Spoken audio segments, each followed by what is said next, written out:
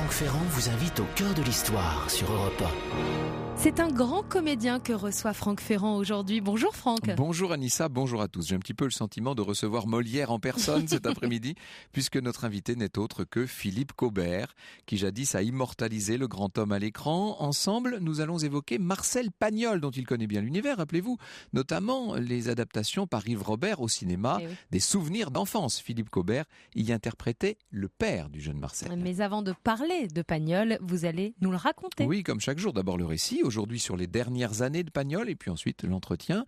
Et nous finirons l'émission par une évocation de l'arrière-pays marseillais, notamment d'Aubagne.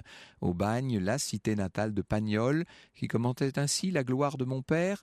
Je suis né dans la ville d'Aubagne, sous le garlaban couronné de chèvres, au temps des derniers chevriers.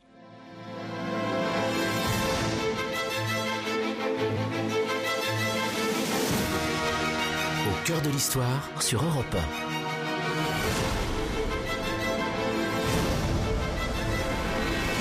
Franck Ferrand.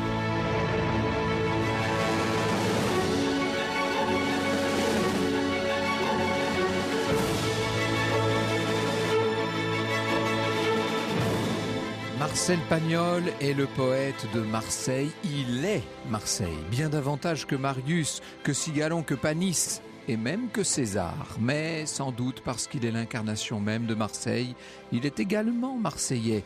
Et à cause de cela, ou peut-être malgré cela, c'est le plus grand menteur que je connaisse.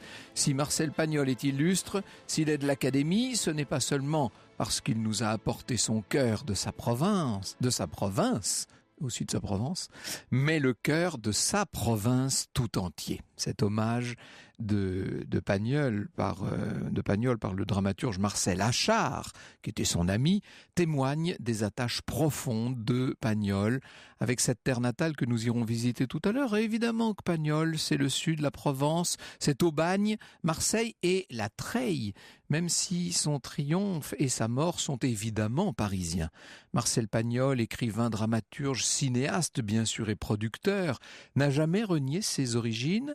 Il les a même mis en avant, sans avoir perdu l'accent, cet accent provençal et chantant si bien illustré dans les films, notamment dans Marius. Vous vous rappelez la partie de cartes, hein, tu me fends le cœur. Eh oui.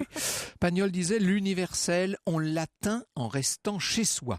Il est connu dans le monde entier, ce Pagnol, et l'on peut dire qu'il a bâti sa réputation sur son attachement à ses racines.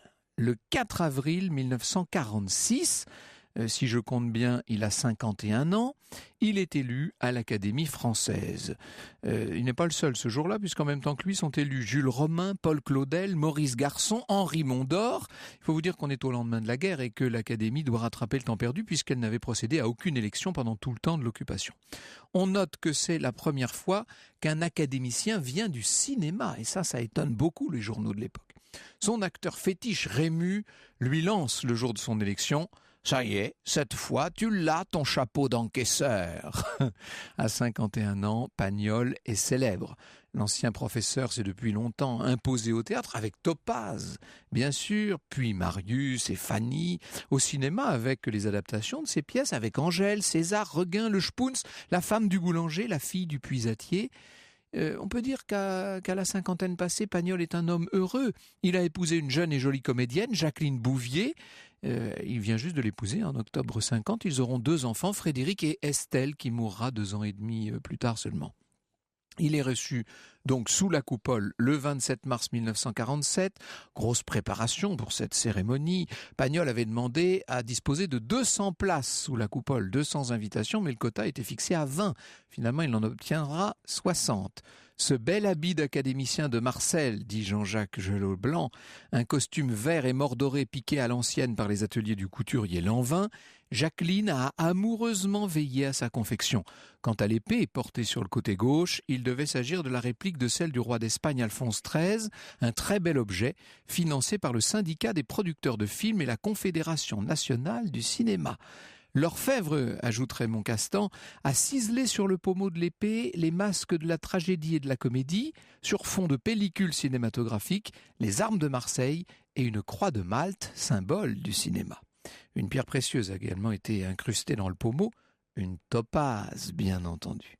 Problème, l'épée en question n'est pas prête à temps pour la cérémonie et Pagnol va se voir prêter l'épée originale qui appartient à la couronne d'Espagne. À 15 heures précises, ce sont les traditionnels discours de réception. Alors, Marcel Pagnol prononce l'éloge de son prédécesseur, le dramaturge Maurice Donnet, après quoi l'académicien Jérôme Tarot lui répond. Et voilà ce qu'il dit.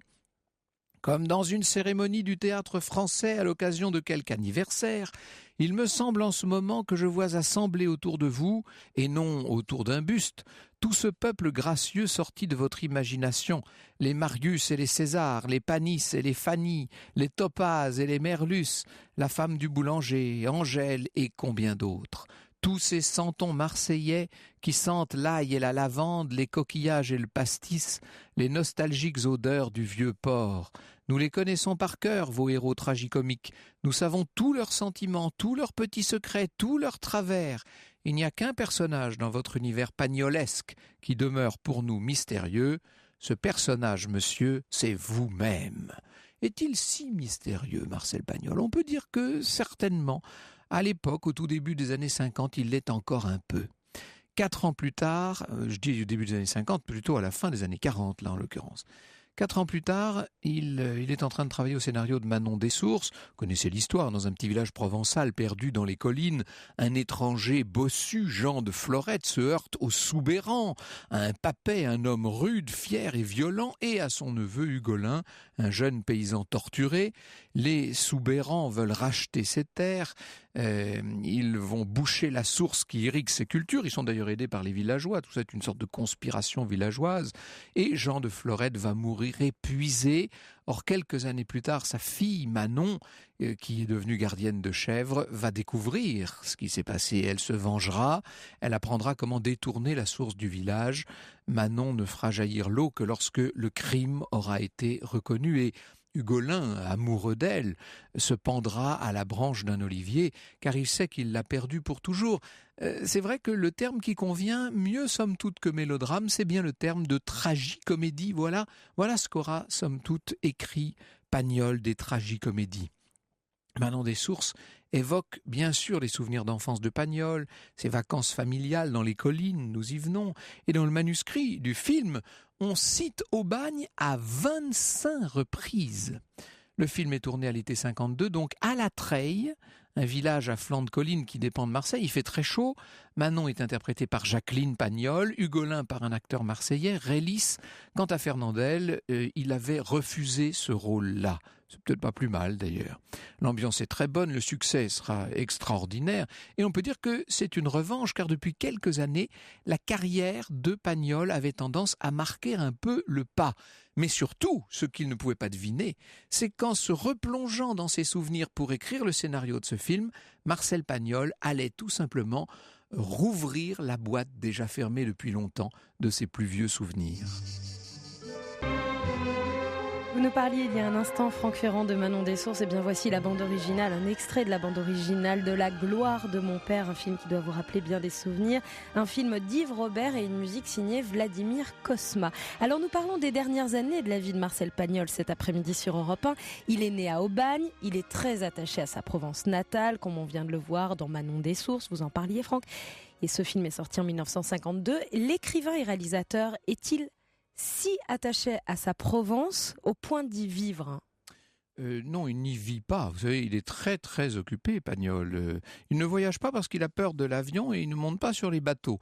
Mais ça ne veut pas dire que pour autant il soit souvent sur la côte. C'est vrai qu'il a des propriétés en Méditerranée. Il en a une à Lagaude, dans les Alpes-Maritimes. Une partie de sa famille habite au fameux château de la Busine, le château de ma mère, bien entendu, qu'il a acheté pour y installer les studios de ses films au tout début des années 30. Il séjourne aussi à Monaco. Il faut vous dire qu'il est proche du prince régnier, mais l'essentiel de son temps, Pagnol le passe à Paris. Il est l'incarnation d'une réussite. Cet enfant d'instituteur a fait une incroyable réussite. Il a à Paris un hôtel particulier sur l'avenue Foch. Ses bureaux sont avenue Georges V. Enfin, vous voyez un peu. Évidemment que ça ne l'empêche pas de retourner au bord de la mer Méditerranée à chaque fois qu'il le peut. Au printemps 56, Pagnol se rend pour un déjeuner à Louvciennes, tout près de Marly, chez Pierre et Hélène Lazareff, les gens de la presse, vous savez. Hélène est directrice du magazine Elle. Et à table, il raconte son enfance en Provence. Il faut vous dire qu'il est revenu sur tout cela à travers la saga de Manon Dessources, justement, et de Jean de Florette, etc. Et il séduit complètement l'assistance par les histoires qu'il lui raconte. Hélène Lazareff lui dit « Marcel, pourquoi n'écririez-vous pas un récit pour Noël ? Vous voyez bien comment vous captivez tous les gens qui viennent ici en leur racontant votre enfance. Je suis certaine que des centaines de milliers de lectrices partageraient le même plaisir. » Pagnol dit bah oui, pourquoi pas, mais en fait, il est convaincu que ça ne verra pas le jour. Il a l'habitude, dit-on, des promesses en l'air et des projets qui n'aboutissent pas. Il faut vous dire que des projets, il en a plein ses tiroirs. Depuis Manon Dessources, il a adapté 3 des lettres de Montmoulin, d'Alphonse Daudet. Il a donné son accord pour des adaptations de Topaz, Marius et Fanny à la télé. À l'époque, il y a moins de 450 000 foyers qui disposent d'un poste. Il a été le président du Festival de Cannes en 1955. Il s'est risqué par ailleurs à écrire une nouvelle pièce de théâtre, Judas, qui est une interprétation assez libre, évidemment, du personnage qui a trahi Jésus et du reste. En ce printemps 56, il est en train d'œuvrer à une nouvelle pièce, un vaudeville, Fabien. Seulement, Hélène Lazareff a de la suite dans les idées et elle va insister. La pièce dont je vous parlais, Fabien, est un échec complet. Pagnol se dit qu'il ferait peut-être bien de tourner la page. Il n'a rien écrit jusqu'ici de ses souvenirs d'enfance. Et à la fin de novembre, il reçoit un appel au téléphone de Madame Lazareff qui lui dit que le bouclage du magazine approche et qu'elle attend ses feuillets. Et Pagnol lui dit « Oh, j'ai écrit 6 pages. Eh bien alors je t'envoie tout de suite un coursier avenue Foch », lui dit Hélène Lazareff. Et évidemment, vous aurez compris que Pagnol n'a pas rédigé une ligne. Et 1 heure plus tard, un jeune homme sonne à la porte de l'hôtel particulier. C'est donc Pagnol lui-même qui descend lui ouvrir. « Monsieur Pagnol, je viens chercher les pages pour elle », lui dit le gamin. Aïe. « Ah, écoutez, il faut que je vous dise, je n'ai rien fait du tout. Mais monsieur, moi j'ai une femme et des enfants. La patronne va me mettre à la porte si je n'apporte pas ces 6 pages. Qu'est-ce que ça vous coûte à vous de les écrire, hein ? Bon, d'accord, seulement faut que tu me donnes 1 heure ou 2, dit Pagnol. Et effectivement, il va trousser comme ça quelques pages.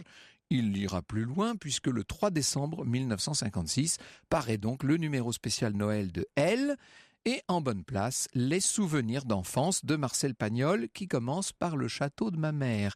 Ceci se passait vers 1905, écrit Pagnol, et selon mes calculs de cette époque, la famille avait 73 ans, 2 pour la petite sœur, 6 pour mon frère Paul, 9 pour moi, 26 pour ma mère et 30 pour mon père, notre patriarche. Il était alors maître d'école à Marseille et nous l'admirions pour sa force, sa beauté, son adresse au jeu de boules, son talent de flûtiste et surtout sa façon désinvolte d'aiguiser son rasoir sur la paume de sa main gauche. La parution des souvenirs va s'échelonner finalement sur 6 numéros du magazine Elle et ça donne des ailes, si j'ose dire, au magazine. 6 numéros qui vont être un énorme succès. C'est seulement à ce moment-là que Marcel se dit que ça pourrait faire évidemment un beau livre. Il écrit beaucoup, il est notamment intarissable sur son père, le fameux Joseph.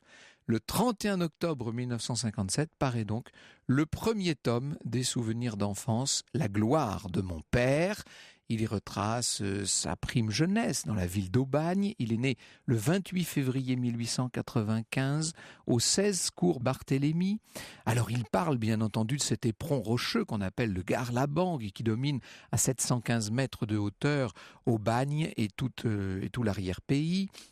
Il évoque aussi les jeux d'enfants dans le quartier de Saint-Loup, de la Plaine avec ses compagnons de l'époque. Il parle bien sûr de cet instituteur laïque et républicain qu'est son père, et puis d'Augustine, sa mère. Ils étaient, mon père et ma mère, dit-il, de toute éternité et pour toujours. L'âge de mon père, c'était 25 ans de plus que moi, et ça n'a jamais changé. L'âge d'Augustine, c'était le mien, parce que ma mère c'était moi, et je pensais dans mon enfance que nous étions nés le même jour. Il parle aussi de son frère Paul, bien sûr de sa tante Rose, qui vient déjeuner chez les Pagnol tous les jeudis, et tous les dimanches, et qui les emmène l'après-midi en promenade, enfin qui emmène le frère Paul et puis lui, le jeune Marcel. Je n'ose dire le petit Marcel parce que ça fait trop référence à un autre auteur, d'autres souvenirs d'enfance. Ils vont au parc Borély, qui est le grand parc de Marseille. On parle de tout dans ces souvenirs d'enfance et bien sûr de ce pays, de ses racines, de ces collines ensoleillées de la Treille et de la Bastide-Neuve. La Bastide-Neuve, c'est la maison de vacances des Pagnol. Le succès est très important puisque en un mois seulement, Marcel Pagnol va vendre 50 000 exemplaires de ce premier tome de ses souvenirs d'enfance. Cela faisait longtemps qu'il n'avait pas rencontré à ce point le public. Au cœur de l'histoire sur Europe 1. Europe 1, au cœur de l'histoire. Franck Ferrand. Et cet après-midi, nous sommes au cœur de l'histoire de Marcel Pagnol. Vous nous racontez ces dernières années, des années qui connaissent un énorme succès depuis l'apparition de ses souvenirs dans le magazine Elle. Et vous nous disiez juste avant la pause, 50 000 exemplaires vendus en un seul mois. Oui, je faisais implicitement référence à Marcel Proust il y a quelques minutes. La référence qui saute aux yeux des contemporains, ça n'est bien sûr pas Proust, puisque Marcel Pagnol ne se livre pas du tout à une introspection très inspiré comme Proust. Il est plutôt dans l'évocation presque naturaliste de son enfance. Et ça fait davantage penser à Mark Twain, bien sûr, à Jack London ou à Alphonse Daudet, puisqu'on parle de Provence. Toujours est-il que La gloire de mon père aura été le best-seller de l'année 1957. Un deuxième volume, Le château de ma mère, est publié dans la foulée, en avril 58. Et là, on est de nouveau à la Treille, on parle du château de la Busine, cette immense bâtisse qui se trouve sur le parcours éprouvant emprunté par la famille Pagnol chaque fois qu'elle se rend à la Bastide-Neuve. Et évidemment, ce château qu'un jour Marcel acquérera. Dans mon pays de Provence, écrit-il, la pinède et l'oliveraie ne jaunissent que pour mourir, et les premières pluies de septembre, qui lavent à neuf le vert des ramures, ressuscitent le mois d'avril. Sur les plateaux de la garrigue, le thym, le romarin, le cade et le kermès gardent leurs feuilles éternelles autour de l'aspi toujours bleu. Et c'est en silence, au fond des vallons, que l'automne furtif se glisse. Il profite d'une pluie nocturne pour jaunir la petite vigne ou 4 pêchers que l'on croit malades, et pour mieux cacher sa venue, il fait rougir les naïves arbouses qui l'ont toujours pris pour le printemps.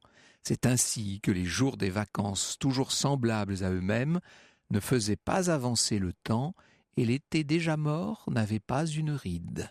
Et c'est de nouveau un grand succès. Alors en décembre 59 viendra Le temps des secrets, 3e volume des souvenirs d'enfance. Là, il parle de son amour d'adolescence pour Isabelle, de ses études au lycée Thiers de Marseille, où il était un élève assez bagarreur. Le succès commence à se tarir un peu, mais Pagnol n'en est pas moins devenu le chantre de la Provence qu'il faisait vivre déjà depuis si longtemps. Le maître est désormais incontournable. Sa pièce Marius est reprise au Théâtre des Variétés, avec Jean-Louis Trintignant dans le rôle principal. Une étude de sa pièce Topaz est inscrite au programme de l'Éducation nationale. Une version de Fanny est tournée par le réalisateur américain Joshua Logan, et lui-même tente une nouvelle expérience télévisuelle avec l'adaptation de La Dame aux camélias. Marcel Pagnol va jusqu'à donner son nom de son vivant à un nouveau lycée construit dans son quartier d'enfance de Saint-Loup. Puis Pagnol va publier en 63 L'eau des collines, qui donc est composé de Jean de Florette et Manon Dessources. Alors il est revenu sur son film qu'il a mis en page, si je puis dire, qu'il a écrit. À partir de cette période, Pagnol va travailler un peu moins. C'est certain qu'il prend davantage le temps de vivre. Il garde ses habitudes. Il passe son temps entre Saint-Tropez et Paris. Il se lève tous les jours, quoi qu'il arrive néanmoins, à 5 heures du matin. Il travaille, il prend son petit déjeuner avec Jacqueline, puis il remonte travailler, redescend pour le déjeuner à 13h30. Après quoi, la sieste méridionale, sans jeu de mots, et puis tout l'après-midi, toute la soirée consacrée aux amis. Je dis toute la soirée, il se couche à 21h. Et puis le jeudi, bien entendu, il participe aux travaux de l'Académie puisqu'il est très assidu. Curiosité dans son parcours, vous savez que Pagnol aimait beaucoup l'histoire et qu'il va trouver le temps d'écrire une étude sur le masque de fer. Il reprend la thèse selon laquelle le mystérieux captif de l'île Sainte-Marguerite puis de la Bastille aurait été le frère de Louis XIV, et ce livre va paraître au début de l'année 65. Le 25 décembre 68, donc le jour de Noël, est diffusée sa dernière réalisation pour la télévision, Le curé de Cucugnan, avec Fernand Sardou dans le rôle du curé. Et puis, c'est un peu l'heure des adieux, disons-le. D'ailleurs, il y a une biographie de Pagnol qui sort en 73, en même temps que la suite de son récit sur le masque de fer. Cette même année est diffusée à la télévision des morceaux choisis, c'est-à-dire 6 émissions où l'on suit Marcel Pagnol sur les traces il revient aux sources, si vous voulez, il revient sur les traces de son enfance, sur les lieux de son enfance. Sa santé se dégrade beaucoup, il a perdu énormément de poids, il sera hospitalisé, mais il se bat néanmoins, il est toujours amoureux de la vie. Le 17 avril 74, un petit peu avant minuit, il est pris d'un malaise et le lendemain, à 2h du matin, on va dire dans la nuit, il appelle Jacqueline, il lui prend la main, il l'embrasse. On ne peut pas toujours tout réussir, lui dit-il. Il va mourir à 9h20. Ce 18 avril 1974, à l'âge donc de 79 ans. Il meurt avenue Foch. Quelques jours plus tard, il sera inhumé à la Treille, bien entendu. Et je ne résiste pas au bonheur de vous lire son épitaphe empruntée à Virgile. Fontes amicos uxorem dilexit, ce qui veut dire il a aimé les sources, ses amis et sa femme. Bonjour Philippe Caubert, merci beaucoup d'être avec nous. Alors nous allons revenir, non pas avec vous sur la vieillesse de Pagnol, mais sur sa jeunesse et sur cet univers tellement extraordinaire. Au cœur de l'histoire sur Europe 1. Europe 1 au cœur de l'histoire. Franck Ferrand. Et pour cette émission consacrée à Marcel Pagnol cet après-midi sur Europe 1, nous avons beaucoup de chance, Franck, car nous recevons un petit peu le papa de Marcel Pagnol. Nous avons l'impression d'avoir Joseph Pagnol avec nous. C'est Philippe Caubert qui nous fait le plaisir d'être là. Vous avez interprété effectivement le père, Joseph, auquel vous avez donné une humanité admirable, mais j'allais dire, vous n'avez eu pour ce faire qu'à vous inspirer du texte même de Marcel Pagnol, qui est plus que louangeur envers son père. Oui, quand Yves Robert m'a fait cette proposition, j'étais un peu méfiant parce que j'avais pas beaucoup aimé l'adaptation de Claude Berry, de Manon Dessources et de Jean de Florette, parce que je connaissais vraiment bien le livre. J'ai d'ailleurs changé d'avis là-dessus avec le temps, je trouve ça magnifique, mais à l'époque ça m'avait pas plu. J'avais trouvé ça trop américain, je sais pas. Et puis surtout, je connaissais tellement les livres que...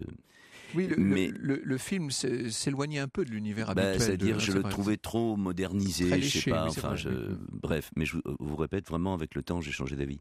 Et quand j'ai lu le scénario d'Yves Robert, qu'il avait écrit avec Jérôme Tonnerre, je crois, franchement, j'ai éclaté en sanglots. J'ai retrouvé l'émotion que j'avais jeune homme, enfin même pas jeune homme, gamin, quand j'avais lu ça. C'était magnifique. Vous l'aviez découvert à quel âge, vous, Je devais avoir 12 ou 13 ans. Oui, c'est ça, oui. Et mon grand-père avait les livres qui étaient édités par Pagnol, d'ailleurs, dans la collection dont je ne sais plus le nom. Et j'ai retrouvé exactement la même émotion. Et tout de suite, évidemment, le personnage de Joseph m'a parlé profondément. Mais en fait, c'est plutôt parce qu'il m'a ramené à moi-même. Je pensais à mon père, je pensais à ma grand-mère, je pensais à des personnages comme ça, provençaux, dont j'allais m'inspirer pour l'incarner.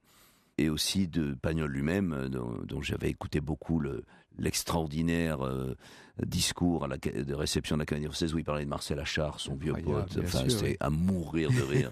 Tous les académiciens étaient morts de rire. En plus, il l'avait filmé, ce qui est la première fois que des caméras rentraient sous la coupole, absolument. Sous la coupole.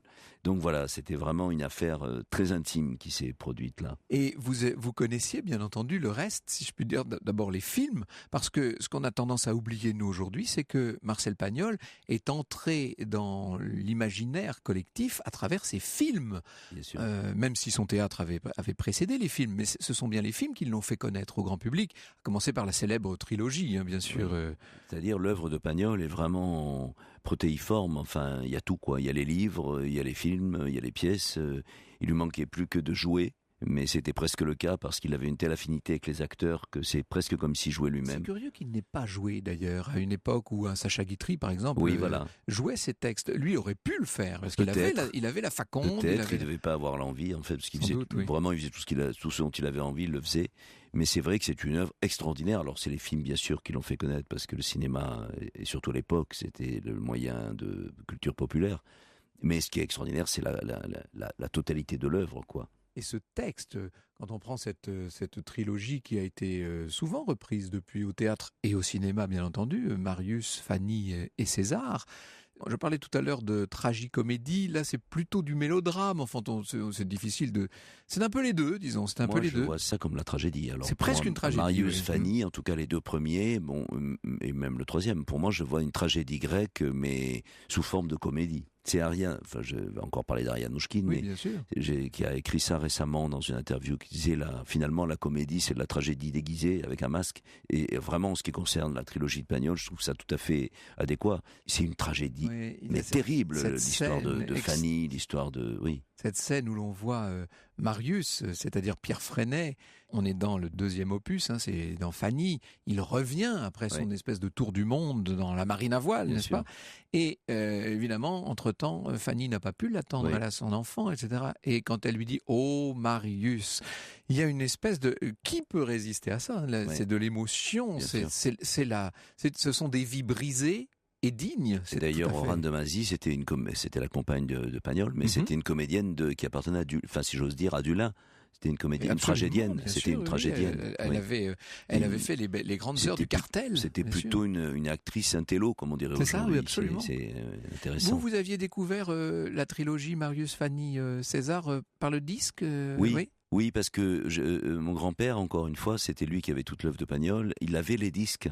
Et avant de les lire, j'écoutais les disques vinyles, bien sûr, de l'époque. J'écoutais les morceaux choisis de la trilogie, joués par Rému et tous les autres.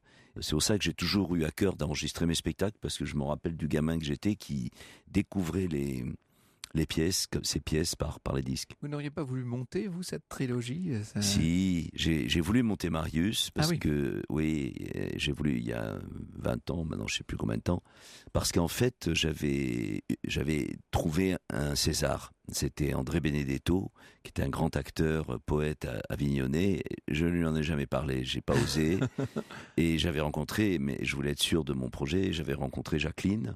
Ah oui, Jacqueline Pagnol. Bien sûr, Jacqueline Pagnol, pour lui... Qui était venue dans cette émission il y a quelques années pour nous parler de Marcel Pagnol. Pour lui demander les droits, et elle me les avait tout de suite accordés avec une grâce exquise. Alors c'est amusant parce que je lui ai dit, je viendrai chez vous à 18h boire le thé. Elle m'a dit, ah non, on va boire le champagne. Elle avait quand même gardé l'art de vivre de son mari. Oui, c'était le champagne. Et elle m'avait juste dit, la seule chose, est-ce que vous m'autoriserez à continuer à donner les droits à mes petites troupes d'amateurs en Provence ? Je lui ai dit, mais vous rigolez, déjà si vous me donnez les droits de le monter, c'est extraordinaire. Et puis autre chose, j'avais 40 ans à peu près, je lui ai dit, mais je suis trop vieux, j'ai peur pour Marius. Mais pas du tout. Freinet avait 50 ans. Vous êtes je faisais plus jeune parce que j'étais le théâtre concert. Freinet avec son accent parisien, il a fallu qu'il se fasse l'accent de Marseille. Voilà, elle avait été vraiment extrêmement accueillante. Ouais, on peut dire qu'il y a dans toutes ces pièces et dans les films, parce que certains films n'ont jamais fait l'objet ni de pièces ni de livres d'ailleurs. Une certaine dureté de la vie au début du XXe siècle qui ressort. Alors bien sûr qu'on est dans la Provence, il y a le soleil, les cigales et le pastis, mais derrière tout ça, que de fausses couches, que de non-dits, que de dureté, que de vie brisée. Bien c'est sûr, assez étonnant. Il y a une âpreté terrible, et puis même l'histoire de César, je trouve ça terrible, ce patriarche qui écrase complètement Marius, enfin son fils, il lui dit, à ton âge, je reçois encore des coups de pied au cul de mon père, enfin, alors on en rit, mais c'est vraiment, pour moi, la trilogie, c'est des chefs-d'œuvre, mais c'est des chefs-d'œuvre du néo-réalisme italien en France. D'ailleurs, c'est ce qu'on a dit en Suisse, qu'André Bazin a défini comme ça, et à juste titre. Ce sont vraiment des peintures de la société de l'époque, terribles, absolument implacables, d'une violence, alors par rapport aux femmes en particulier, c'est le sort. Vous avez joué avec Galabru dans la Femme du boulanger, vous ? J'ai joué avec Michel dans La Femme du boulanger, qui a été faite pour France 2, et surtout j'ai joué avec lui pendant presque 4 ans, la correspondance Pagnol-Rému, bien sûr. Je faisais Pagnol et il faisait Rému, et on a joué ça, on a fait des tas de reprises, etc. pendant 4 ans. Ah, ça, c'était. Il avait vraiment cette fibre-là aussi, Michel Galabru, on peut le dire. Oui, il avait vraiment comme vous dites, la fibre des très grands acteurs du Sud de cette époque-là. D'Harry Bord, il avait, je trouve, une modestie un peu maladive, un peu excessive, frôlant un peu, je disais, la mégalomanie. Je me souviens un immense comédien. Je me souviens de Jacques Weber jouant César. C'était assez extraordinaire. Il paraît aussi. qu'il était formidable, je l'ai pas vu. Oui. C'était un grand moment de théâtre. C'était très, très fort. Son interprétation de César était purement tragique. Alors là, pour le coup, il vous donne parfaitement raison. Alors, ça, c'est l'œuvre de Pagnol. Nous allons revenir, si vous voulez, aux souvenirs. Nous allons revenir à Aubagne, au tournage de ces films avec Yves Robert dans un instant. Au cœur de l'histoire sur Europe 1.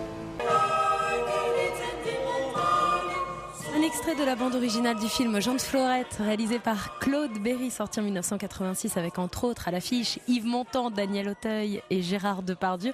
C'est un autre grand comédien qui est avec nous cet après-midi. Lui a joué le rôle de Joseph Pagnol, le père de Marcel Pagnol. Philippe Cobert est avec nous jusqu'à 15h sur Europe 1. En entendant cette pastourelle, je pensais à Jean Giono, par exemple, bien entendu. On a cité Alphonse Daudet, tous ces poètes de la Provence et qui souvent nous donne à voir une Provence plus sombre qu'il n'y paraît, encore une fois. Alors, chez Pagnol, et notamment dans les souvenirs d'enfance, c'est une Provence pas sombre du tout que nous voyons.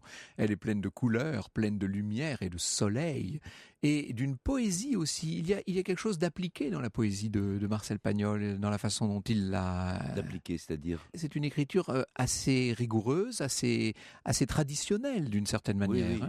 Oui, c'est l'écriture classique française. Classique, voilà, c'est ça, exactement, oui. Je cherche le nom, ça me vient pas. Oui, c'est l'écriture qu'on apprend. Enfin, c'est pour les dictées. C'est ça, oui, voilà, exactement. C'est l'impression à l'école, c'est ça vraiment. Peut donner. Oui. Alors, quand vous vous êtes retrouvé face au scénario tiré directement, parce que c'est d'une très grande fidélité, tiré directement des 2 premiers volumes de ces souvenirs d'enfance, vous êtes allé vous plonger dans cet univers provençal. Vous êtes allé à Aubagne, vous êtes allé dans ce. Bien sûr. Dans la Garrigue. J'ai pas eu besoin de beaucoup m'y plonger d'abord parce que j'y habite. Voilà, j'habite à la Phare-les-Oliviers, qui est entre Aix et Salon-de-Provence. Donc, en effet, je suis allé à Aubagne. Alors, j'étais un peu déçu par Aubagne parce que c'est très moderne maintenant. Oui, c'est une très ville urbanisée moderne. Maintenant, oui. Mais là où nous tournions le film, vers Vidauban, enfin d'ailleurs, c'était tous les lieux où déjà Claude Berry avait tourné. C'était un peu des endroits préservés qui ont brûlé ensuite. D'ailleurs, il y a eu un énorme incendie. Mais donc, là, et à Marseille, dans plein de rues, j'ai véritablement vécu une chose proustienne, quoi. J'ai retrouvé les goûts et les couleurs de mon enfance. D'autant plus que, justement, je suis plutôt un lève-tard du fait du théâtre et que là, il fallait se lever à 6h du matin. Je retrouvais vraiment tout ce que je vivais quand j'allais à l'école, quand j'avais 8 ans, 9 ans, 10 ans. Enfin, c'était incroyable. Il y a l'épisode bien célèbre des Bartavelles, ces oiseaux rares, si je puis dire, que l'on chasse et que le père de Marcel est censé chasser. Oui. Avec l'aide, évidemment, très, très substantielle de son fils. Jules.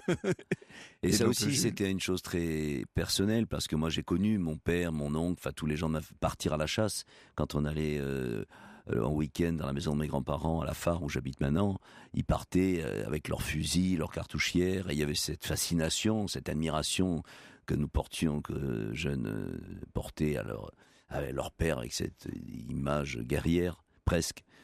J'ai toujours pensé que pour tous les gamins du Sud, il y a 2 enfances, il y a la leur et il y a celle de Pagnol. Parce qu'il a tellement transcrit, vraiment, plus que les anecdotes, l'atmosphère, la pensée de l'enfance dans le Sud, dans les collines, etc., qu'on peut vraiment s'identifier. Et à mon avis, il y a plein de petits gamins des cités de Marseille aujourd'hui qui s'identifient aux souvenirs d'enfance de Pagnol. Ça dépasse de très loin la classe sociale c'est quelque chose de profondément de l'état d'esprit, c'est ça que je cherchais, de l'état d'esprit de l'enfance. Et l'auteur que je cherchais dans ma tête tout à l'heure, c'est Anatole France. Oui, je pense que vraiment Pagnol est un enfant d'Anatole France. Oui, très juste, oui, tout à fait. D'ailleurs, c'est intéressant que ce soit Jérôme Tarot qui le reçoive à l'Académie française, puisqu'on est également dans l'écriture des frères Tarot. Enfin, c'est cette belle écriture classique, traditionnelle, ce beau style. Voilà, ce qu'on peut appeler le beau style, avec quasiment des pleins et des déliés. Et ça fait partie de ces textes qui ravissent le lecteur. On s'arrête régulièrement sur une phrase, on la relit, elle est belle, elle est magnifique même. Ça, c'est en cela que je disais tout à l'heure que c'était assez appliqué. En même temps, il y a la vie. Chaque phrase raconte vraiment, donne une image concrète. Il y a les odeurs, il y a les. Bien sûr. C'est pas enfermé dans l'abstraction du style. C'est complètement. C'est néo-réaliste, c'est ce que vous disiez. Vraiment, bien sûr, oui, bien sûr. Vous tourniez où avec Yves Robert ? Parce que, évidemment, entre l'Aubagne des années 1900, enfin d'avant la Première Guerre mondiale, et puis ce qu'est devenu Aubagne, il y a une différence incontestablement là. Je vous disais, je me rappelle de Vidauban. Alors j'ai des notions de géographie très très vagues un peu. Ceux qui verront le bac 68 s'en rendront compte. Par rapport à la Sibérie, mais c'est un peu pareil. La Provence, je me rappelle plus le nom des villages vraiment. Un peu plus au nord, mais c'est vers le nord d'Aix, tout ça. Oui, voilà, on était basé à Aix-en-Provence. Et on tournait dans le nord d'Aix, dans des endroits qui étaient vraiment préservés, quoi, où la nature était encore vivante, etc. Et comment les gens sur place réagissent-ils? Vous nous disiez tout à l'heure que pour tous les Provençaux, il y a... Pagnol, c'est plus que Zidane. C'est plus que Zidane. Alors là, Pagnol, c'est vraiment la superstar totale. Donc on dit Pagnol, on ouvre la porte, on serre la main, et c'est l'identité, pour employer encore un mot actuel, c'est l'identité provençale parfaite. Bien entendu. Et je vous dis, quelles que soient les races, les classes, les trucs. C'est pour ça qu'à une époque, par exemple, Guédiguian était assez critique sur Pagnol, mais il a changé d'idée. Et moi, je n'étais pas d'accord avec lui. Il disait, c'est l'histoire de la petite bourgeoisie. Oui, il avait raison sur le plan marxiste, mais c'est pas que ça. C'est vraiment une peinture de l'état d'esprit provençal profond. Petits bourgeois et prolétaires. Et paysans, n'oublions pas, bien entendu. Nous dirons tout à l'heure, je vais vous donner quelques indications pour aller sur les traces de Marcel Pagnol. On va commencer par Aubagne et par le pays d'Aubagne dans un instant. Ce que je voudrais avant ça, c'est vous faire entendre la voix de Marcel Pagnol. Il nous parle des sourciers, vous savez, l'eau fait vraiment partie intégrante de son œuvre. Il nous parle des sourciers, ou plutôt d'un sourcier qu'il a connu. C'était au micro d'Europe 1, bien sûr. Ce problème de l'eau, on le retrouve tout au long de votre œuvre, la source. Ah oui, bien sûr, Manon des sources, etc. toujours. La fille du puisatier. La fille du puisatier, bien entendu. Ça, c'est le grand problème de la Provence, ce sont les puits. Et nous avons des sourciers remarquables. Il y en avait un, surtout l'abbé Cuc, qui un jour, pendant que nous tournions Regain dans la colline, il est monté pour nous voir tourner. Alors on lui a dit, dites donc, monsieur l'abbé, il vous manque de l'eau ici, vous êtes sorcier, vous. Il me dit, oui. Eh bien, trouvez-nous de l'eau. Il me dit, il y en a, j'en sens par ici, je sens de l'eau. Il prend une baguette, un pendule, on le promène, puis il dit, là, vous avez l'eau à 3,20 m. Ah, les machinistes pourront chercher des pioches. Et quand je remonte le soir, il y avait un contreplaqué parce que nous couchions là-haut, dans la ferme d'Angèle. Et sur le contreplaqué, le maître maçon avait écrit « Avons trouvé l'eau à 3,20 m ». Et elle y était, et elle y est toujours. Et elle y est toujours. En entendant la voix de Marcel Pagnol, on se dit qu'il était d'abord et avant tout un conteur. Oui, avec l'accent corrigé, tu parles comme ça, ils ont monté. Et là aussi, c'est un état d'esprit, c'est d'avoir l'air un peu malicieux, de pas trop s'engager dans le récit, d'être dehors, d'être à bonne distance. Voilà, c'est très très particulier, c'est vraiment l'esprit. Et le sens de la chute. Enfin, oui. C'est un vrai conteur, je pense qu'il y a cette dimension. La bibliothèque audio, tous les souvenirs d'enfance dits par Pagnol, c'est absolument merveilleux. Oui. Mais quand c'est lui qui les dit, c'est encore un peu plus authentique. On vous retrouve Philippe Cobert dans un instant et nous allons aller nous promener dans le pays d'Aubagne. Au cœur de l'histoire sur Europe 1. Europe 1 au cœur de l'histoire. Franck Ferrand. Et chaque jour sur Europe 1, Franck Ferrand vous emmène à la découverte des lieux où l'histoire s'est écrite en France. Et quand on parle de Marcel Pagnol, forcément on va en Provence, à Aubagne. Alors juste avant cette balade, c'est une émission, celle-ci consacrée à Marcel Pagnol, qui vous fait beaucoup réagir sur les réseaux sociaux, la page Facebook au cœur de l'histoire et Twitter avec le hashtag ACDH. Oui, j'ai encore, nous dit Anne-Marie, les 78 tours de la partie de cartes. Je n'ai jamais retrouvé l'atmosphère de la vraie trilogie ailleurs, dit-elle. Oui, c'est vrai, c'est un chef-d'œuvre extraordinaire. Quelle bonne idée d'avoir invité Philippe Cobert. Quel merveilleux acteur, nous dit Nadine. Et alors, à ce propos, Hubert nous dit, c'est curieux, je ne reconnais pas la voix de Philippe Cobert dans La gloire de mon père. Mais non, parce que dans La gloire de mon père, vous aviez l'accent, bien entendu. Oui, j'ai beaucoup réfléchi à la question de l'accent parce que, c'était complexe et j'ai choisi de prendre l'accent corrigé, un peu celui de Pagnol, qui était l'accent de ma mère, l'accent de ma grand-mère. Alors j'espère que monsieur, vous entendez cet accent pagnol, alors. Mais j'ai hésité entre ça ou parler comme ça, vraiment avec l'accent le plus marseillais, mais plus marqué. Ça ne convient pas au père, ça convient pas à Joseph. J'ai pensé que c'était mieux. Peut-être j'ai eu tort, je sais pas. Non, je crois que vous avez raison, franchement. Je sais pas, mais enfin voilà. Alors, quand on est à Aubagne, on peut visiter la chapelle des Pénitents Noirs qui se trouve là-haut, si je puis dire, sur les hauteurs de la vieille ville. Cette vieille ville d'Aubagne parce que, soyons justes, c'est vrai que toute cette région s'est beaucoup urbanisée et que ce qui était encore de la garrigue du temps du jeune Marcel est devenu aujourd'hui des quartiers, enfin c'est très urbanisé, mais il y a encore une vieille ville qui elle a peu changé et qui est très très... Et il y a aussi un merveilleux théâtre. Eh oui, un théâtre très beau théâtre. À Aubagne, où j'ai joué, Jules et Marcel, où j'ai joué d'autres, où je voudrais bien aller encore y jouer. Et ben voilà, avis aux amateurs. Mais c'est un merveilleux théâtre. Et puis alors, je ne vais pas vous donner toutes les animations qu'on peut trouver à Aubagne, bien entendu. Il y a le musée de la Légion étrangère, ça c'est pour notre amie Clémentine Portikaltenbach. Oui, c'est ça. Il y a, si Aubagne m'était compté, ça c'est une visite guidée qui a lieu pour les amoureux de Pagnol le premier samedi de chaque mois. On visite bien entendu des fermes, des lieux notamment le domaine du Fond de Mai, 100 hectares. Les deux grandes productions locales, bien sûr, ce sont l'olive, et il faut aller passer 1 heure avec un producteur du pays d'Aubagne qui ouvre les portes de son exploitation. Ça s'appelle l'Olivette de Garlaban, et c'est là vous verrez comment on fait l'huile d'olive. Et puis, ce qu'on a tendance à oublier, le safran. Il y a une safranière qui s'appelle la safranière de Lacour Roquevert qui propose elle aussi une visite découverte. On voit que finalement cet arrière-pays marseillais et cette ville et cette région d'Aubagne mettent l'accent sur un certain nombre de traditions. Il y a les santons. Et puis les santons, bien entendu. Alors là on n'en finirait pas tellement il y a, vous savez, c'est quand même cette région est le berceau d'une très longue tradition de l'argile, avec des poteries extraordinaires. On pense à la poterie Ravel, par exemple. Et puis, comme vous le dites, cet art santonnier extraordinaire. Alors, on pourrait citer beaucoup de choses, mais je me bornerai peut-être au marché des santons et de la céramique, un marché qui a lieu à partir de la fin du mois de novembre. Et puis le premier week-end de décembre, vous avez également la Biennale de l'art santonnier. Il y a d'ailleurs, ça c'est dans un kiosque à musique, ça a été créé en 1975, toute une exposition sur le monde et l'univers de Marcel Pagnol à travers les santons, 200 santons. Ça s'appelle tout simplement à Aubagne, le petit monde de Marcel Pagnol. Il faudrait quand même dire un mot de la maison natale de Marcel Pagnol, au 16 cours Barthélemy. Le rez-de-chaussée se visite avec une reconstitution de l'appartement de la famille et puis un espace d'exposition. Là, évidemment, les films d'Yves Robert ont beaucoup fait pour donner envie aux gens de visiter tout ça. Et puis, le château de la Busine, à 6 km d'Aubagne, ce château du 19e qui donc a été racheté par Pagnol pour en faire ses studios et où il y a beaucoup d'expos et d'activités, etc. Merci beaucoup Philippe Cobert d'avoir fait revivre dans ce studio le monde de Pagnol et d'y avoir fait briller le soleil de Provence.